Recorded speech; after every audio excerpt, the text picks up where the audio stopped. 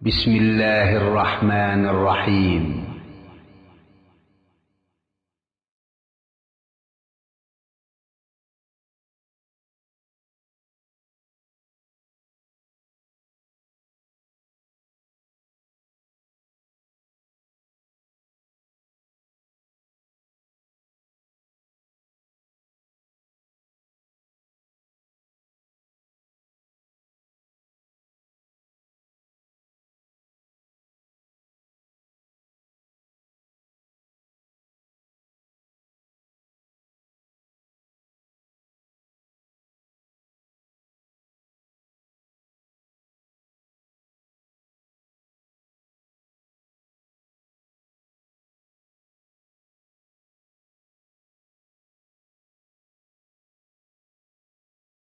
الحمد لله رب العالمين والصلاة والسلام على رسوله الكريم وعلى آله وصحبه أجمعين أما بعد.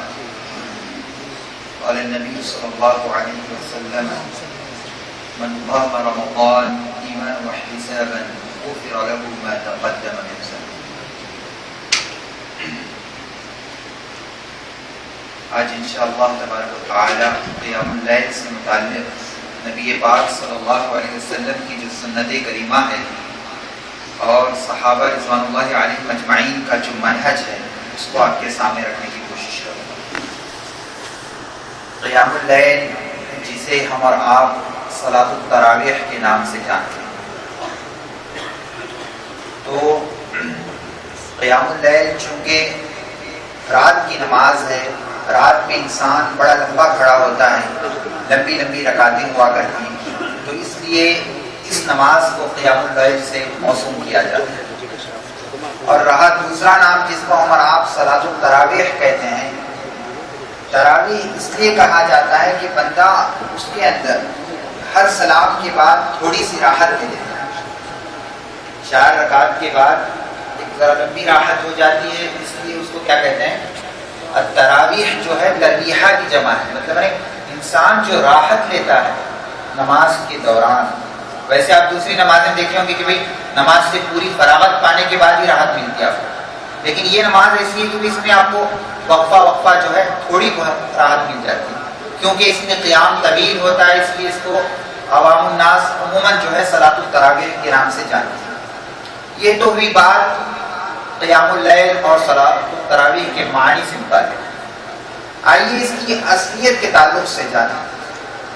نبی پاک صلی اللہ علیہ وسلم جو میرے اور آپ کے جو ہے آقا، انبیاء کے سردار ہیں، اللہ تبارک و تعالیٰ نے آپ کی امت سے ہٹ کر آپ پر صرف قیام اللیل کو فرض قرار دیا.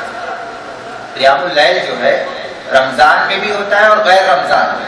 رمضان میں ہم اور آپ اس کو صلاۃ التراویح کہتے ہیں، تراویح کے نام سے موسوم کرتے ہیں، ورنہ یہ بھی قیام ہے.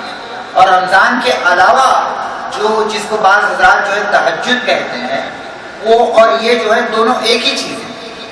اور بعض افراد جو فرق کر کے تہجد کی نماز کو الگ کر دیتے ہیں اور قیام اللیل تراویح کو الگ کہہ دیتے ہیں اور اس کا ایک الگ قیام ہوتا ہے، یہ جو ہے مطلب نبوی طریقے کے موافق نظر نہیں آتا.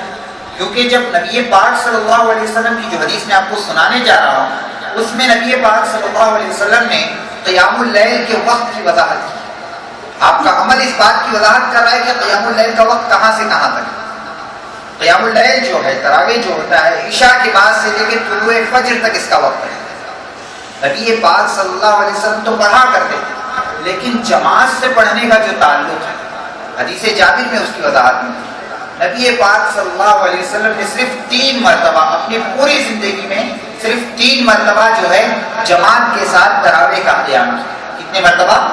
3 مرتبہ. اب کیوں آپ صلی اللہ علیہ وسلم نے اس کی مواظبت پابندی بھی کی، اس کے کچھ وجوہات ہم بیان کریں. ایک کہ نبی پاک صلی اللہ علیہ وسلم جو ہے عموماً آپ گھر میں جو ہے قیام اللیل کیا کرتے، لیکن آپ صلی اللہ علیہ وسلم جو ہے مسجد میں تشریف لائے اور مسجد میں قیام کرنا شروع کیا. صحابہ کا شوق، صحابہ کا جذبہ ہمیشہ یہ رہتا تھا کہ آپ جو کرتے اس کے پیچھے آپ کرتے چلے جاتے، یہ نہیں پوچھتے اس کی حکمت کیا ہے، یہ کیا ہے، کہاں ہے. اتباع کا جذبہ. فوراً جمع ہو گئے صحابہ جو ہے، بعض صحابہ 4-5 افراد تھے پہلے دن، انہوں نے جو ہے پڑھنا شروع کیا. اور یہ خبر صبح جو ہے پھیلتی چلی اور دوسرے اور لوگ اتباع کے جذبے سے اور حاضری کیے. مسجد جو ہے 5 سے بجائے آدھی مسجد ہو گئی. اس کے بعد جو ہے تیسرے دن جو ہے نبی پاک صلی اللہ علیہ وسلم کے دربار میں جو ہے یہ پھر حاضری دی گئی تو آپ صلی اللہ علیہ وسلم نے جو ہے پھر نماز ادا کی. یہ اوقات مختلف ہیں. ایک جو ہے عشاء کے فوراً بعد ہے, مطلب کچھ وقفے کے بعد, اور ایک جو وقت بتایا گیا ہے وہ جو ہے بالکل نصف اللیل کے اندر, اور ایک وقت تہجد کے موقع ہے. تو اس سے پتہ چلتا ہے کہ تراویح کا جو وقت ہے یہاں سے لے کے وہاں تک, ٹھیک ہے. لیکن نبی پاک صلی اللہ علیہ وسلم چوتھے دن جو ہے گھر سے نہیں نکلے, پوری مسجد بھر گئی تھی. لوگ چاہتے تھے کہ آپ کی امامت میں اس نماز کو کیا کر لیں, پڑھ لیں, ثواب کو لوٹ لیں.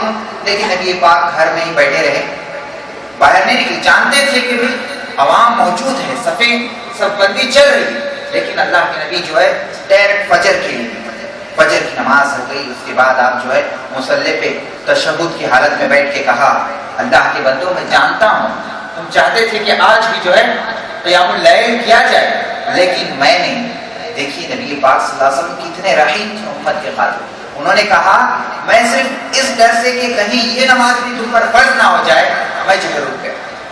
سمجھ رہے ہیں؟ تو اسی لیے اللہ تعالیٰ نے کہا کہ بھی نبی پاک صلی اللہ علیہ وسلم اپنی امت کے لیے بڑے رحیم تھے, بڑے رحیم تھے. اسی لیے اللہ تبارک و تعالیٰ سے جو ہے وہ چاہتے نہیں تھے کہ امت کا یہ جذبہ دیکھ کر یہ نماز بھی کہیں ان پر فرض نہ کی جائے. خیر اللہ کے رسول صلی اللہ علیہ وسلم جو ہے امت کے لیے رحیم تھے. اللہ صلی اللہ علیہ وسلم صلوات اللہ علیہ مجمعین. یہ تو ہم نے وقت کے تعلق سے بتایا, اور اصل بتائی کہ نماز جو پابندی کے ساتھ جو پڑھی جاتی ہے اس کی اصل ہے. بعض شیعہ حضرات کہتے ہیں کہ بھئی نماز تراویح کا جو پڑھنا ہے وہ بدعت ہے. وہ کہتے ہیں کہ نبی پاک نے نہیں پڑھا, وہ ساری حدیثوں کو جو ہے ٹھکرا دیتے ہیں. ویسے تو ان کا دین الگ ہے, لیکن ہم ایک بات ہی کہہ رہے ہیں کہ کچھ طبقہ ہے جو اس کو بدعت قرار دیتا ہے, لیکن حقیقت یہ ہے کہ یہ بدعت نہیں بلکہ نبی پاک صلی اللہ علیہ وسلم نے اپنی زندگی میں قیام کیا. اس کے بعد حضرت ابو بکر کا زمانہ آیا, حضرت عمر کے زمانے خلافت میں بھی جو ہے مطلب ابتدا میں یہ چیز جو ہے جماعت کے ساتھ پڑھنے کا رواج نہیں تھا. اس کے بعد حضرت عمر رضی اللہ عنہ جب دیکھا کہ بھئی لوگ مسجد میں تنہا قیام اللیل کر رہے ہیں, تنہا جو ہے تراویح پڑھ رہے ہیں, تو آپ نے سوچا کہ بھئی کہیں نبی پاک صلی اللہ علیہ وسلم نے جو 3 دن پڑھایا تھا نا اسی سنت کا کہیں احیاء نہ کر دیں. سمجھ رہے ہیں؟ احیاء اور اس کی تجدید کے خاطر اس سنت کو زندہ کرنے کے لیے اللہ کے رسول صلی اللہ علیہ وسلم کی سنت کو اور اس میں تجدید کرنے کے لیے کہا کہ بھئی ابی بن کعب بہت بڑے قاری تھے, اچھی آواز کی, حافظہ بڑا پکا تھا, تمیمداری, ان دونوں کو بلا کر کہا کہ بھئی مسجد نبوی میں جو ہے آپ لوگ کیا کریں قیام اللیل کی پابندی جماعت کے ساتھ. تو اس زمانے سے جو ہے یہ قیام اللیل کا معاملہ شروع. اور مکہ میں بھی انہوں نے کیا کیا, ایک عبداللہ مخزومی نام کے صحابی تھے, اور مکہ ان کو کہا کہ بھی آپ مکہ چلے جائیں اور وہاں لوگوں کو جمع کر کے قیام اللیل جو ہے باجماعت ادا کریں.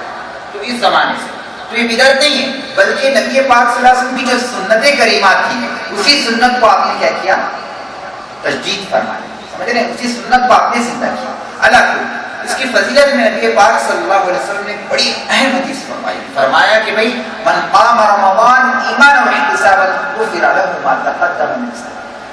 جو کوئی انسان قیام اللیل رمضان میں تراویح کی ادائیگی کرتا ہے, سمجھ رہے ہیں کس اعتبار سے, صرف کھڑا ادھر ادھر, سمجھ رہے ہیں, جب آخری جو رکوع میں جانا رہتا ہے امام صاحب کو شامل ہو گئے پھر ایک رکعت پڑھ لی, پھر اس طرح سے تراویح ادا کرنے پہ جو ہے کسی طرح کی کوئی گناہ کی معافی نہیں ہوتی میرے بھائی.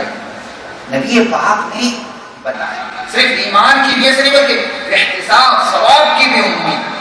سمجھ رہے ہیں, احتساب کہتے ہیں ثواب کی امید, ثواب کی امید, اللہ کو راضی کرنے کی امید. یہ ساری چیزوں کو لے کے جب بندہ کھڑتا ہے نا تو اس کے اندر آٹومیٹکلی جو ہے ایک طرح کا خوشی پیدا ہوتا ہے. وہ قرآن کو پڑھنے سے بور محسوس نہیں کرتا, قرآن کا اچھے اس کو سمجھ میں آئے,